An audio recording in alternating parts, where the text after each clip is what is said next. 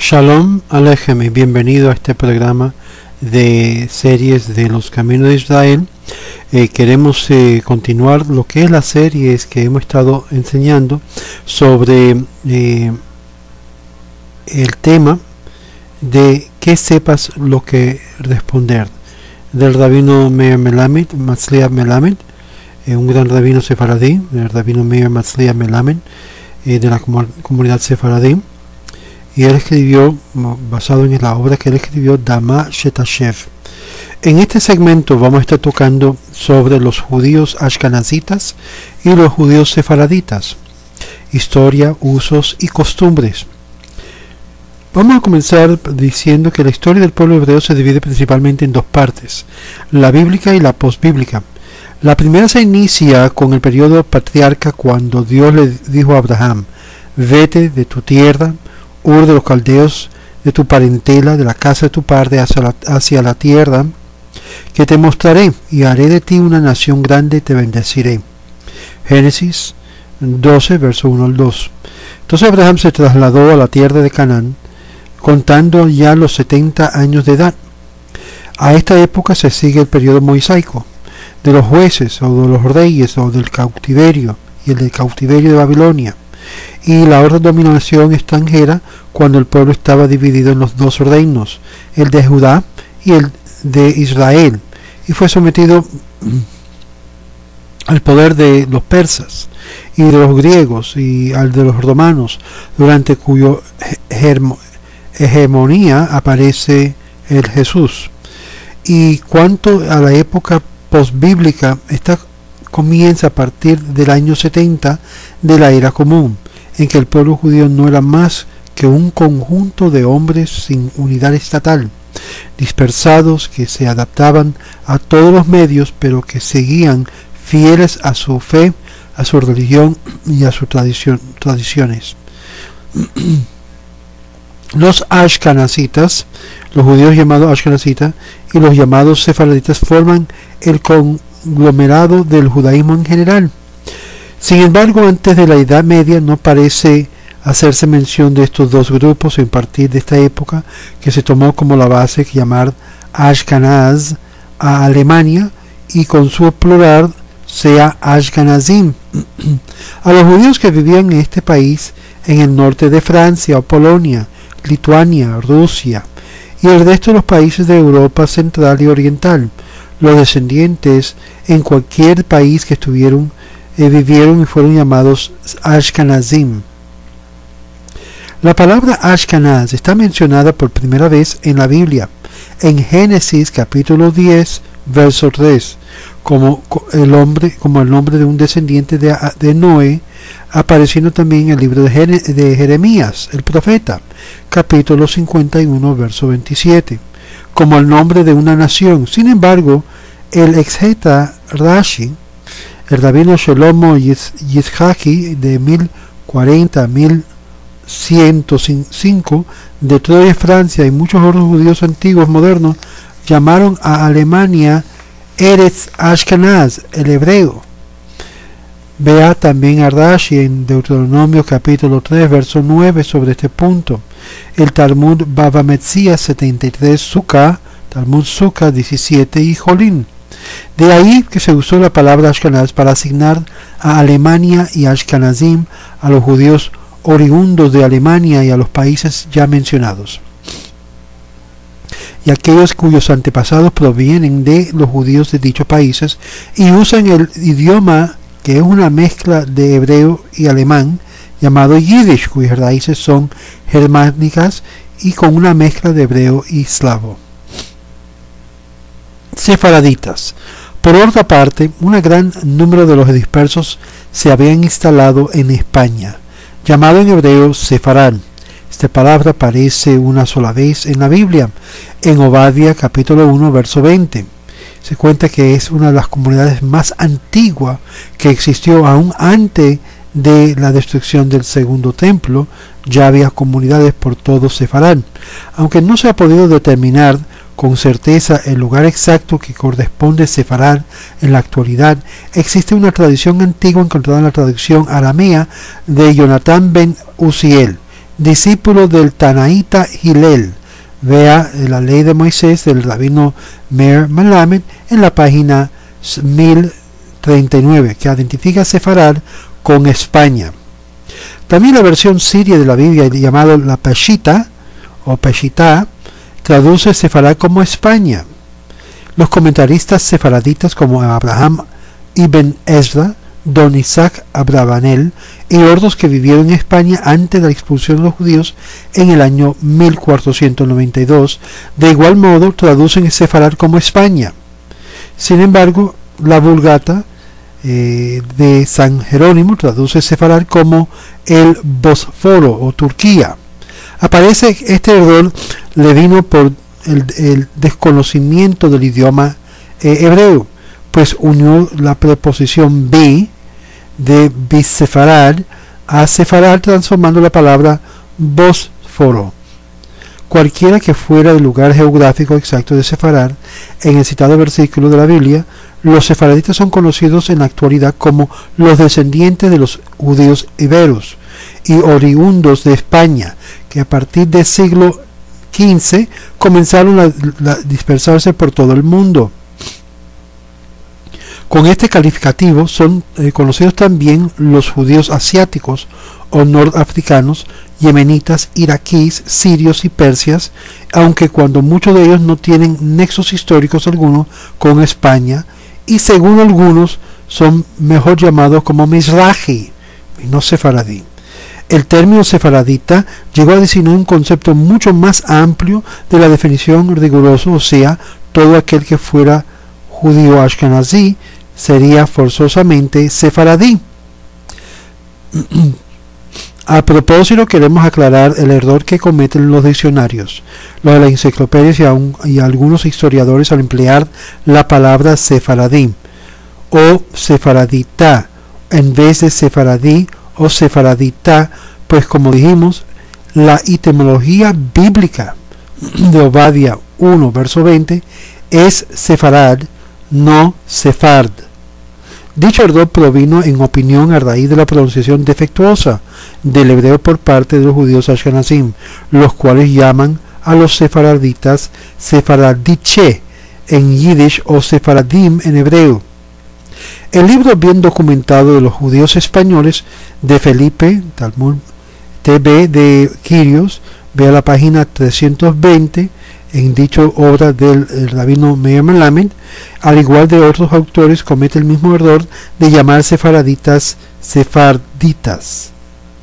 Otro error de mencionado libros es decir, entre otras cosas, que los sefaradim practicaban el liberato y que esta ley mosaica que obliga al hermano del marido fallecido a casarse con la viuda, su cuñada, es considerado un incesto según él, a casarse con la viuda de su cuñado. Y es considerado un incesto según él para los ashkenazim. Yo le aconsejo al señor de Quirios que antes de escribir se documente bien sobre la ley de los liberatos según Deuteronomio capítulo 25 versos 5 al 10.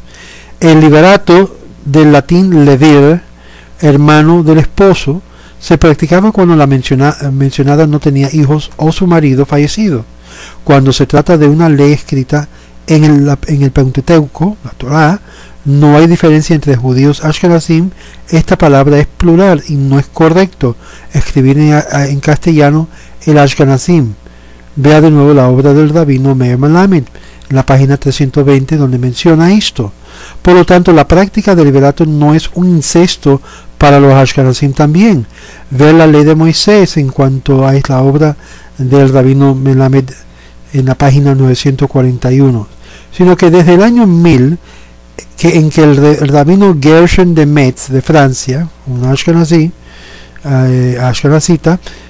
prohibió la poligamia a los judíos y cayó en desuso, subsiguiéndose el liberato por la ceremonia bíblica llamada Jalitza. Ver Deuteronomio capítulo 25, el verso 7 al 10, que significa literalmente descalzamiento, por medio de la cual queda libre la viuda aunque cuando el lever fuera soltero. Ahora, ¿desde cuándo los judíos vinieron a España o vivieron en España? No se sabe exactamente cuándo ocurrió la primera llegada de los judíos de España. Esta pregunta ha sido siempre de interés por parte de los historiadores judíos y por los propios españoles. La primera crónica de que se habla detalles al respecto de los judíos de España fue escrita al medio siglo XV, llevando el nombre de refundición de la crónica de 1344, y se supone de que fue escrita por un judío de Toledo convertido al cristianismo. Algunos historiadores dicen que judíos llegaron a España en tiempos de Nabucodonosor, del año 605 a 562 antes de la era común, cuando este rey de Babilonia, luego de llevar cautivos a los israelitas, entró en España acompañado de un gran número de judíos que establecieron principalmente en las ciudades de Toledo y Sevilla. De ahí el nombre de Toledo, que se deriva en hebreo de Toledot, literalmente linajes, ya que se dice que en esta ciudad fue poblada el desarrollo y por numerosas familias judías. No se sabe si los judíos, después de la destrucción del primer templo, vinieron a España por su propia voluntad o si fueron conducidos por la fuerza. El hecho de que los judíos afirmaron algunos años antes de la Inquisición ser descendientes de aquellos judíos que se habían establecido en España antes de la destrucción del segundo templo tenía para ellos una importancia fundamental, ya que Ardibó tuvo lugar antes de la crucifixión de Jesús, y de este modo refutaban la acusación de haber participado con sus correligionarios de Jerusalén en su muerte. Voy a tomar un poquito de agua. Baruch Adonai Elohim melech haolam shehakol nihiyeh bidbaro.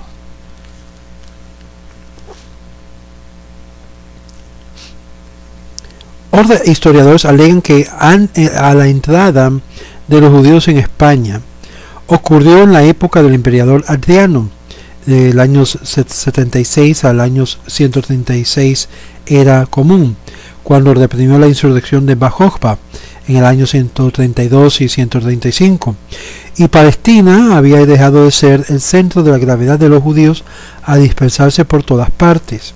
Los comentarios de don Isaac Abravanel, jefe espiritual de las comunidades judías durante la expulsión, son de interés especial.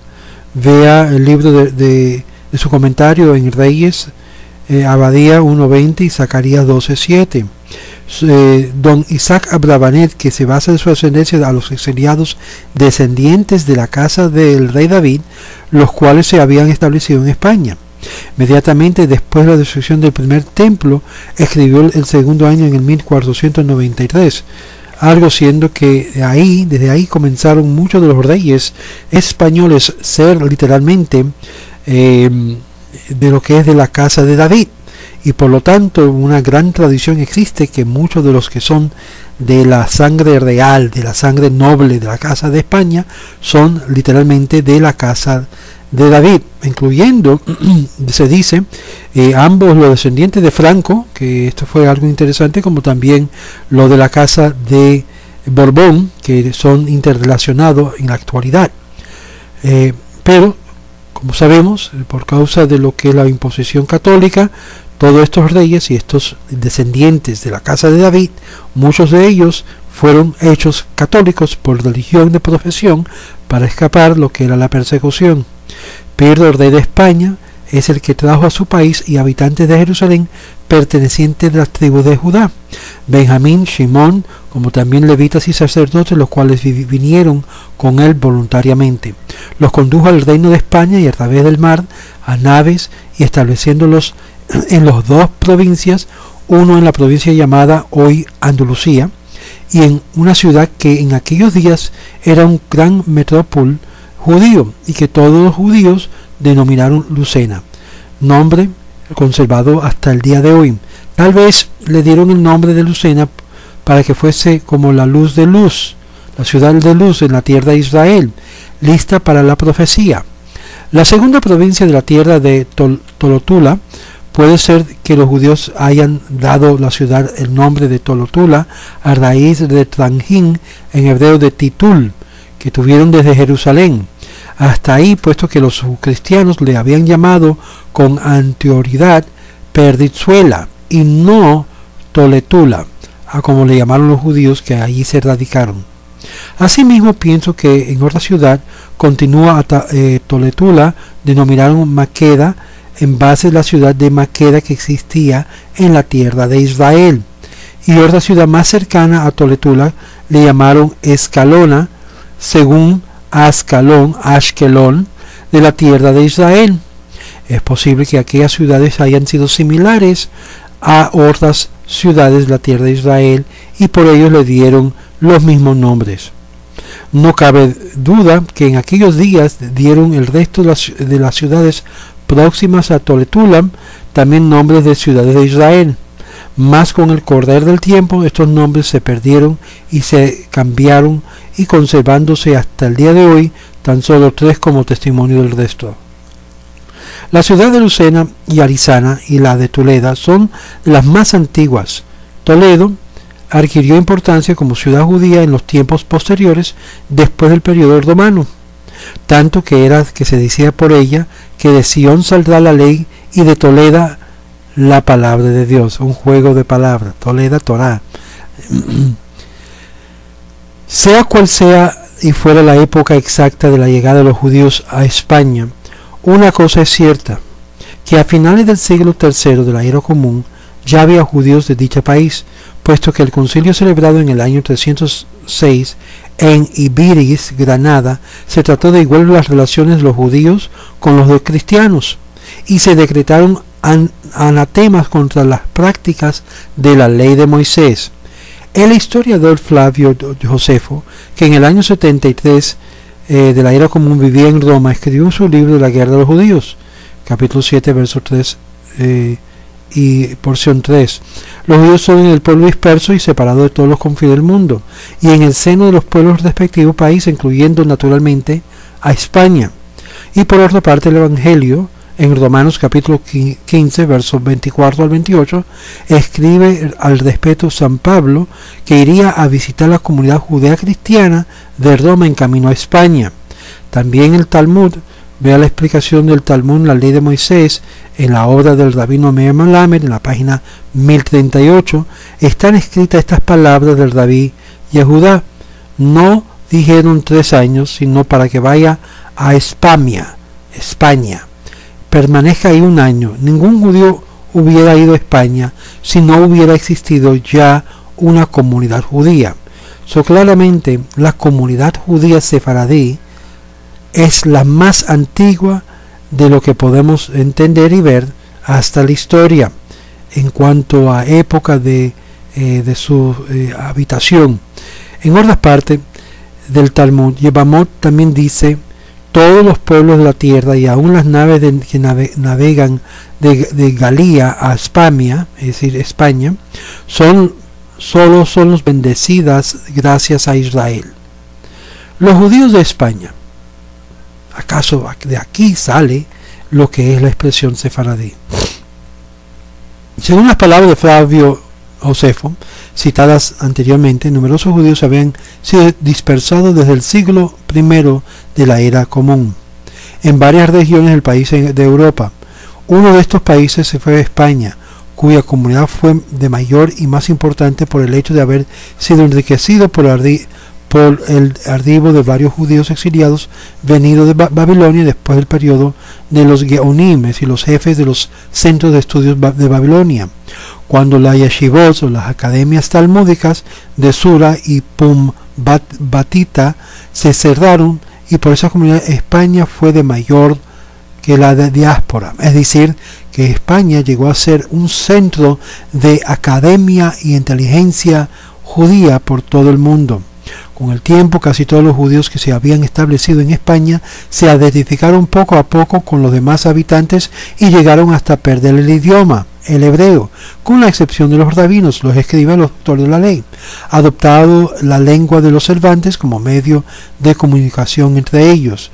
Gracias por sus propios trabajos adquirieron riquezas y que les permitieron construir barrios separados, como se comprueba hoy en la historia en la ciudad de Toledo, para reunirse con más libertad en sus casas, en sus sinagogas, y así vivieron en paz hasta que Ricardo I, en el año 516 al 601, después de someter a los arianos, se convirtió al catolicismo en el año 586 de la era común.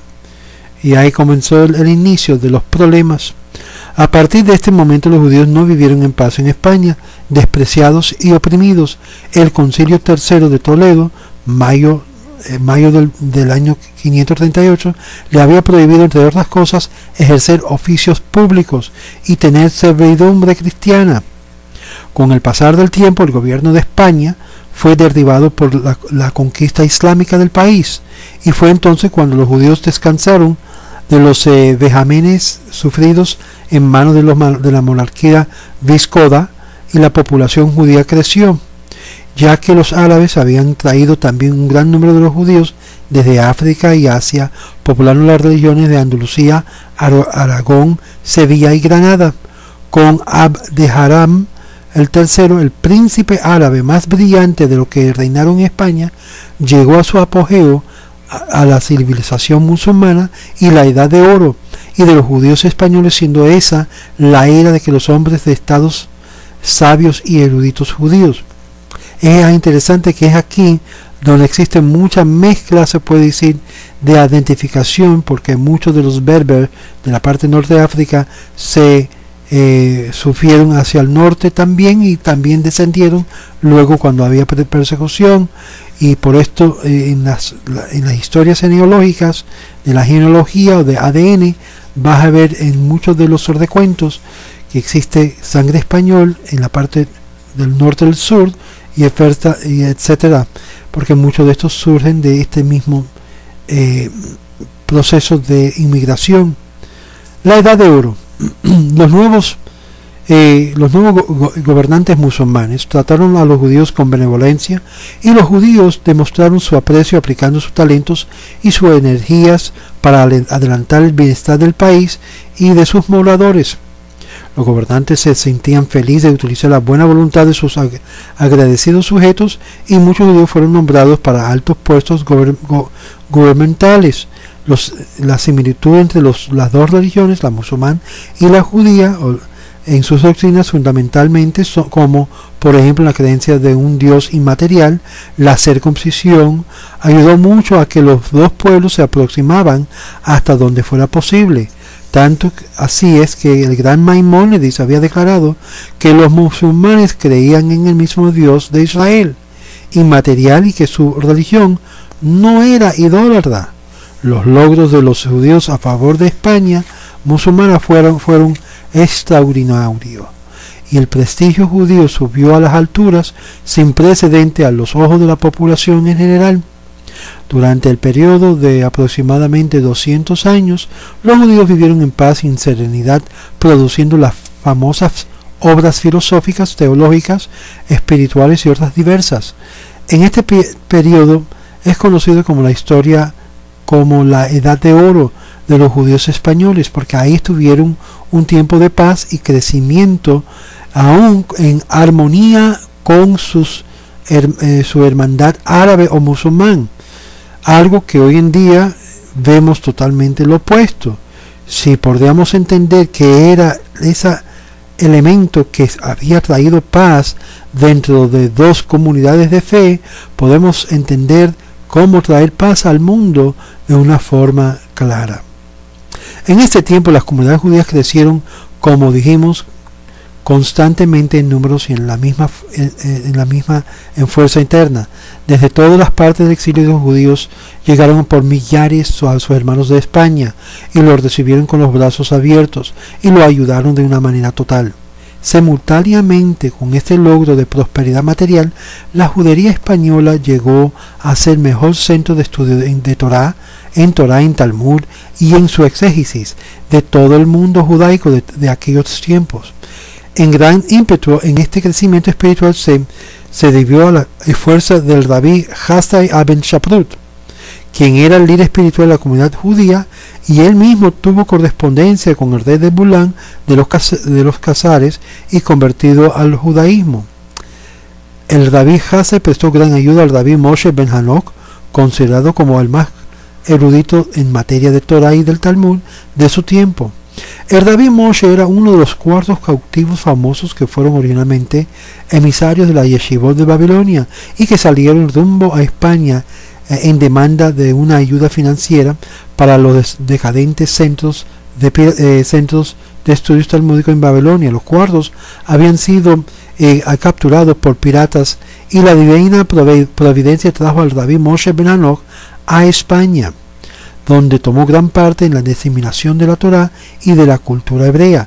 Sus esfuerzos contribuyeron a convertirla a la judería española en el centro más importante de estudios del judaísmo, que hasta la actualidad la mayoría de la halajá que hoy en día se enseña en todos los yeshivot, sea sefaradí o ashkenazí, están basados en muchos de estos grandes eruditos de la historia judía. Todo esto duró más o menos 200 años hasta que la benevolente actitud de los musulmanes hacia los judíos se trocó por una represión creciente.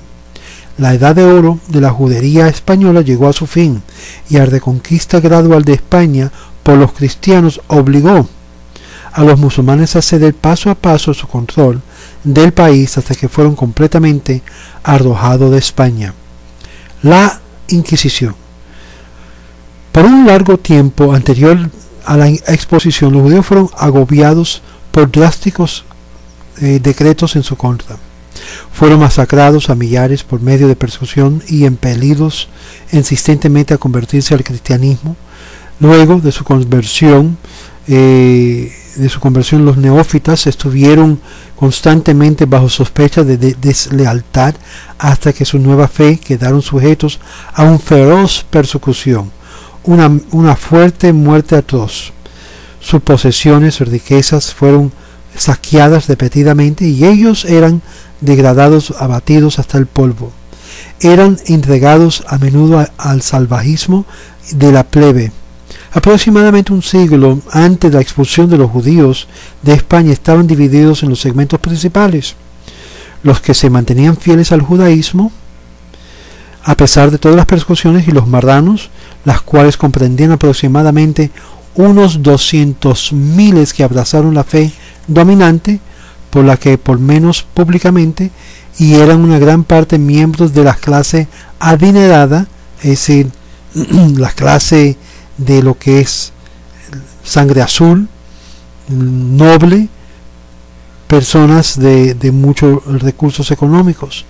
Por lo tanto, ahí es donde estamos la conexión de los reyes de España, que fueron productos de un gran asimilamiento o adoptación de una nueva fe que no era de ellos. Por eso también vivían una vida de aislamiento y miedo, desconectado de sus hermanos judíos, que se mantenían como tales. Tenían miedo de comunicarse con otros neocristianos como ellos, por temor que se sospecharan de su apego a su antigua fe hebrea. Tampoco eran admitidos por los viejos cristianos, que continuaban odiándolos y espiaban día y noche para poder entregarlos a la iglesia bajo sospecha de traicionar su nueva creencia.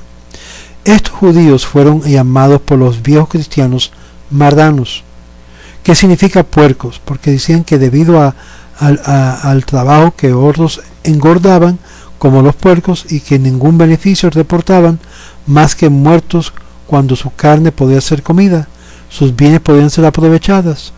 Los judíos que se mantenían fieles a su religión encaraban tan solo la expulsión, mientras que los marranos se enfrentaban a la penalidad de la hoguera pública por el pecado de la deslealtad al cristianismo. Los marranos eran constantemente espiados. A veces la acusación era contra ellos eran verídicas, pero la mayor parte de sus enemigos levantaban falsas calumnias contra ellos para entrar en posesión de sus bienes y fortunas. Unos pocos antes de la exposición, Torquemada, el más brutal entre curas católicos, siendo él un convertido judío,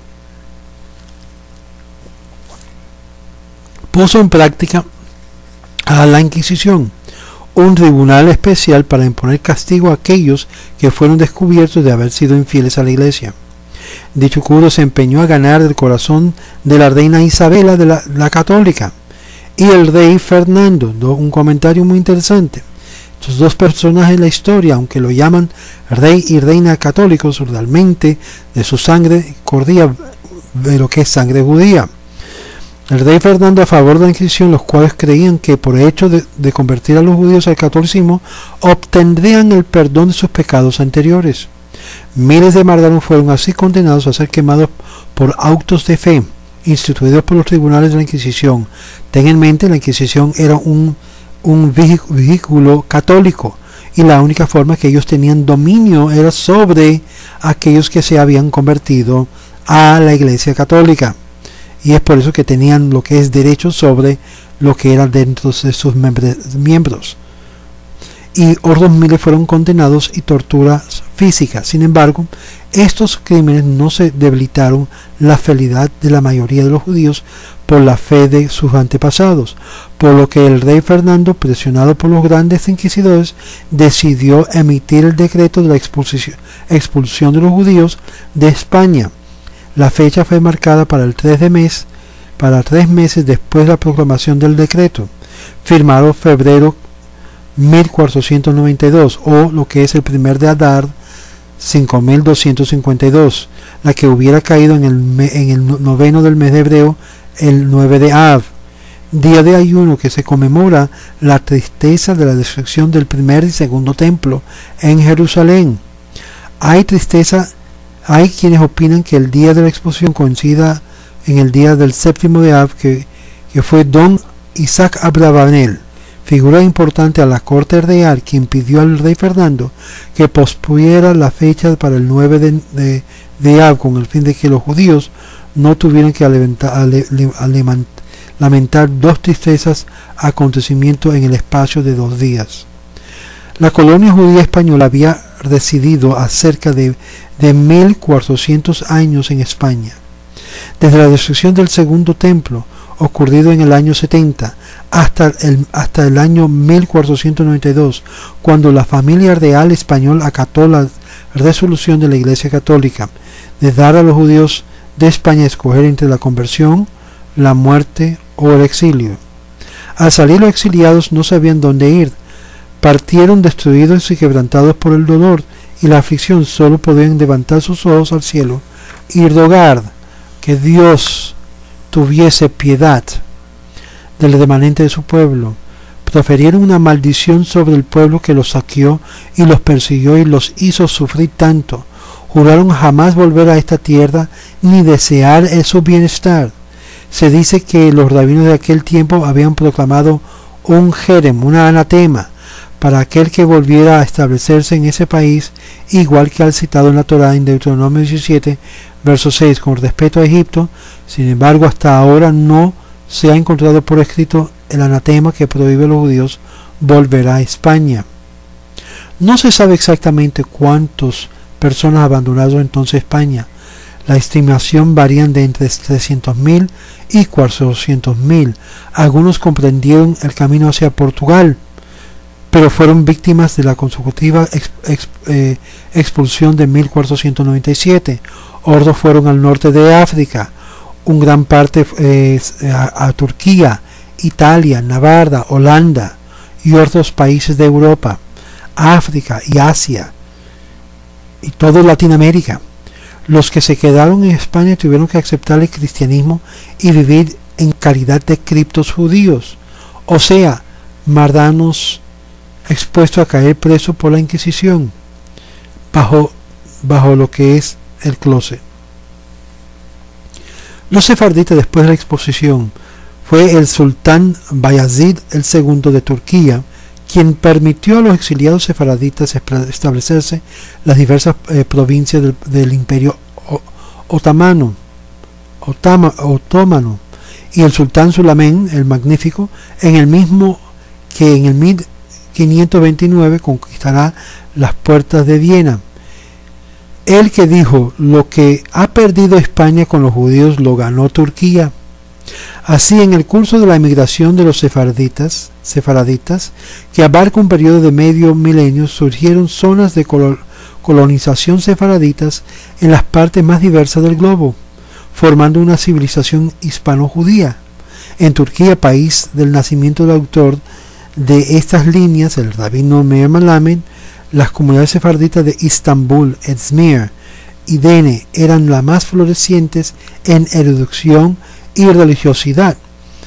Entre las comunidades florecientes de otros países podemos citar a Salónica, Grecia, Safed, que es Israel, y las de Isla Creta, Rhodes, Cilicia, Sardena, los de Nápoles, Venecia, Liorna, en Italia, y la de Ámsterdam, en Holanda, y otros lugares. El idioma de los sefarditas es por lo general el ladino. Hay que ver la nota de que menciona el rabino Maslia Hashalem en la página 496. La lengua en la que escribieron sus folclores en poesía, el ladino por lo general es una lengua empleada en la traducción de la Biblia, en la literatura religiosa, y el judeo español en la lengua usada en la vida diaria. Tanto el ladino como el judeo español tienen sus raíces en el castellano del tiempo de la dispersión, mezclado con palabras hebreas, turcas, francesas, italianas y griegas. Esto se debe a las diversas influencias del país donde los sefarditas se habían establecido después de la exposición. Entre estos países podemos citar a Italia, cuyo idioma se había convertido en el idioma comercial del Mediterráneo, allora, que significa entonces. Es una palabra italiana. La influencia turca hizo introducir palabras y verbos turcos españolizados, por ejemplo, karishtiar, que proviene del turco karishtimak, que significa mezclar. La influencia francesa a través de la escuela de la Alianza Israelita en Versalles hizo que se introdujeron muchas palabras en el judeo español que no podían expresar conceptos modernos como chic, bien vestido, o oroso, feliz, de francés, euro. Todo esto aconteció porque España en aquellos tiempos nunca se interesó en los sefaraditas del Oriente Medio ni abrió su centro cultural algunos para ellos, lo que a pesar de haber sido maltratados, conservaron el judío, el español por siglos. Aún se dice que cuando se rezaba en español, algo de gran interés, no hebreo, excepto cuando se leía la Torá, obvio, y ciertas otras porciones del Tanakh. Los regresos de los judíos a España. En España, el edicto de 1942, expulsando a los judíos y prohibiéndoles regresar, fue anulado por el texto de la Constitución en 1869, que proclamó la tolerancia religiosa, pero la diminuta comunidad judía residente en España, que apenas 8.000 personas, en aquel tiempo esperó siempre una revocación oficial de las famosas palabras de los monarcas católicos Fernando y Isabel. Mucho daño se ha hecho a la comunidad por parte de los judíos.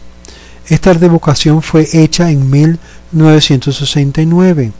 Hoy en día viven en España aproximadamente 12.000 judíos, a pesar de que, según algunos afirmen, existe un anatema, en el sentido de que ningún judío le estaba religiosamente permitido a partir de 1492 volver a establecer en este país. Sin embargo, existe, como dijimos, la prohibición escrita en la Torá de volver a radicarse en Egipto.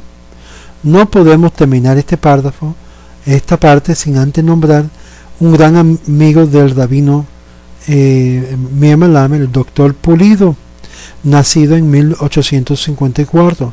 El doctor Pulido, senador de España, en aquel tiempo viajaba en el verano del 1903 junto con su familia con un vapor por Danubio, y notando que frente a ellos una pareja de edad avanzada hablaba una especie de español.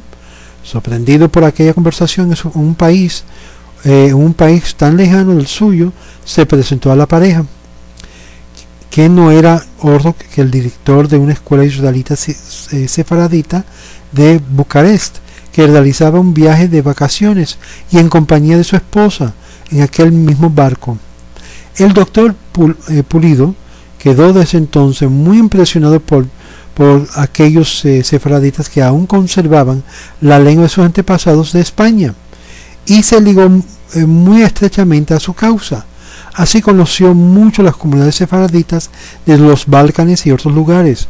De vuelta a España consagró numerosos artículos en periódicos y en revistas y escribió libros acerca de los israelitas españoles sin patria. Entre los libros podemos citar Los israelitas españoles y el idioma castellano, el pueblo judeo español, Españoles sin patrias, las reconciliaciones de hispano-hebreo. Su finalidad era dar a conocer a los españoles existencia de los sefaraditas y a disipar en estos los sentimientos de la intolerancia y el fanatismo que habían sufrido en aquel país. Fue a raíz de esta campaña del doctor Pulido cuando se concedió en 1909 la autorización de edificar sinagogas, fundándose más tarde en la Unión Hispano-Hebrea, compuesto de españoles y judíos, con el fin de fomentar un labor cultural entre ellos. Y el propio rey Alfonso el XIII era el presidente del honor de dicha asociación. El 20 de diciembre de 1924, durante la presidencia del general Primo de Rivera, se ofreció a los sefaraditas el poder de readquirir la nacionalidad española y bajo ciertas condiciones. En 1943, durante la Segunda Guerra Mundial, España extendió hasta donde pudo su acción protectora a todos los sefaraditas de Europa. Actualmente existe en Madrid el famoso Instituto de Benito Arias Montano de Estudios Hebraicos del Oriente Medio, creando en 1940 con una biblioteca de miles de volúmenes de obras selectas. Publica la revista semestral Sefarán. También existe en Madrid la institución llamada Academia Sefaradí, dependiendo de la Real Academia Española, creada a mediados del año 1960. Ahora vamos a ver un poquito de los judíos en Holanda. Durante el siglo XVII y XVIII, en Ámsterdam, Holanda fue el principal centro cultural judío de Europa. Escolares rabínicos y escritores se habían congregado allí desde hace todas las partes de Europa, del este, del central, y muchos trabajos de eruditos y religiosos salieron de las tareas imprentas en hebreo y en yiddish. En un sentido limitado, esto representó un renacimiento de la cultura judía religiosa, aunque en menor escala que la en España. Con el tiempo, el carácter de la comunidad judía tuvo una profunda formación. Fue solamente medio siglo después que pequeña banda de mardanos de Jacobo Tirado se estableció en Ámsterdam, y cuando los judíos alemanes, hablando en yiddish, empezaron a llegar, fundaron en 1640 su propia pequeña comunidad dentro de la sefaradita. Por mucho tiempo estuvieron separados los judíos ibéricos por diferencias de idiomas, culturas, riquezas, costumbres y rituales religiosos. Los judíos de España, de Portugal, observaban el rito oriental o el rito sefaradita con el orden de sus oraciones religiosas. Por lo tanto, se referían a ellos mismos como sefaradim. Los judíos que se habían hablado yiddish de Alemania, después lo de Polonia, empleaban el rito alemán o ashkenazí, y por lo tanto se le titulaba ashkenazim. Cada grupo adoraba en su propia forma y en su propia sinagoga según sus propias costumbres. El rito ashkenazí y el rito sefaradí. Los judíos ashkenazim que fueron llevados al exilio se establecieron en diversos países y formaron su propia pronunciación del idioma hebreo, considerada defectuosa por el Estado de Israel, así como su propio rito, que se deriva de la Palestina del norte y de Babilonia, habiendo sido establecido finalmente por Rashi, el rabino Shlomo Yitzhaki. Su discípulo Simcha de Vitry, el rabino Moisés Herzl y otros, mientras que los sefaradim adoptaban su rito de acuerdo a las opiniones de Natronai Gaón, erudito en el Talmud, Rab Amram Gaón, Saadia Gaón, Maimónides, Joseph Caro, y este último el autor del Shulchan Aruch, código legislativo hebreo y ordos. La pronunciación del hebreo conservada por los sefarditas siendo la más correcta fue adoptada por la mayoría de las escuelas, academias y templos judíos de la diáspora. Dicha pronunciación se deriva de la Palestina antigua meridional. Ahora, los Ashkenazim y los Sefardim se distinguen además por sus facciones físicas y por sus idiomas vernaculares, ya que los primeros usan el dialecto yiddish y los sefaradim el ladino, el español, y el árabe, el persa y el idioma del país donde eran radicados. Aproximación de Ashkenazim y Sefaradim en Holanda. En 1648, después de la masacre perpetuada por el cosaco Hermann Shemelnaki, una corriente de refugiados entró en Ámsterdam, precedente de Polonia, Galicia, Ucrania y Lituania. Como los recién llegados, lo mismo que los judíos alemanes. Hablaban en Yiddish, observaban el mismo ritual, las mismas ceremonias, y no les fue difícil mezclar sus congregaciones en 1973 y casarse entre ellos. Este no fue un caso de los sefaradim, pues consideraban los ashkenazim, especialmente los recién llegados, social y culturalmente inferiores.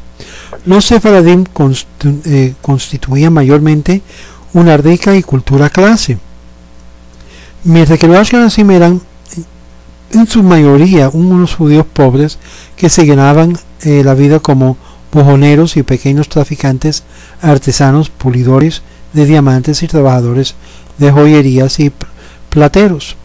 Sin embargo, un cambio sucedió en los tirantes relacionados que hizo a ambos estar sobre una misma base social. La pobreza fue la gran niveladora.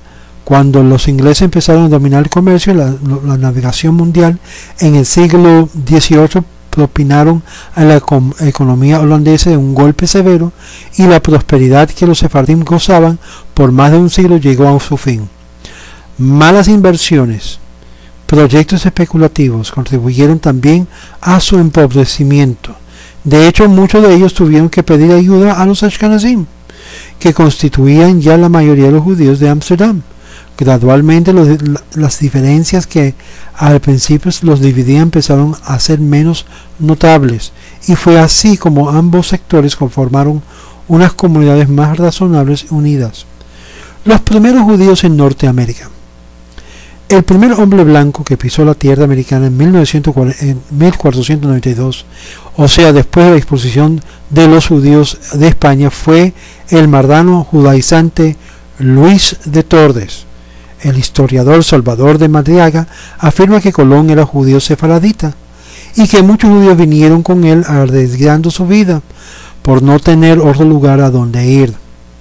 Desde el día en que Colón descubrió el hemisferio occidental, los judíos han estado íntimamente ligados con su destino, en particular con lo que es la hispanidad. Pero no fue hasta 1654 en que estableció la primera agrupación judía en Norteamérica en la colonia holandesa de Nueva Ámsterdam, un pueblo holandés en la isla de Manhattan, la que fue llamado Nueva York por los ingleses en 1664, marcando el principio del judaísmo norteamericano. El primer judío reconocido como tal que allí arribó fue Jacobo Bar Simpson, de espíritu intrépido, yendo a donde ningún judío había ido antes. Llegó como pasajero del barco El Peral de la Compañía Holandesa de las Indias Occidentales, y en el 22 de agosto de 1654, un mes más tarde, el velorio francés San Carlos trajo 23 judíos antiguos residentes de Holanda que se habían establecido en Brasil. Eran refugiados huyendo de la Inquisición, la cual había sido establecido en aquel año en Recife, en Pernambuco, Brasil, por los portugueses después de haber desalojado a los holandeses de ese territorio. En el viaje de los judíos fueron despojados y solamente podían pagar parte del valor de sus pasajes, por lo que los magistrados holandeses de la Nueva Ámsterdam le dieron permiso al capitán San Carlos, Jacobo del Mote, para detener a dos de los pasajeros judíos, dieron permiso al capitán del San Carlos, Jacobo de Mereda, como rehenes en el caso de que no hubiera suficiente ganancia de la subasta pública del restante de la posesión de los judíos. Fue con estos comienzos que desfavorable que la mayor comunidad judía del mundo moderno fue fundada. Vamos a ver ahora los judíos en el gobernador Stuyvesant. Desde el día de su llegada, en la minúscula comunidad de judíos empobrecidos tuvo que luchar con la actitud agresiva hostilidad de Pedro Stuyvesant, el gobernador de la colonia. Los hostigaba en cualquier forma imaginable. Esperaron poder ahuyentarlos, y en el 22 de septiembre de 1654 reportó a la junta directiva de la compañía holandesa de las Indias Occidentales, dueña de la colonia, que había pedido a los judíos en forma amigable que se fueran, pero que estos eran testarudos y rehusaron irse.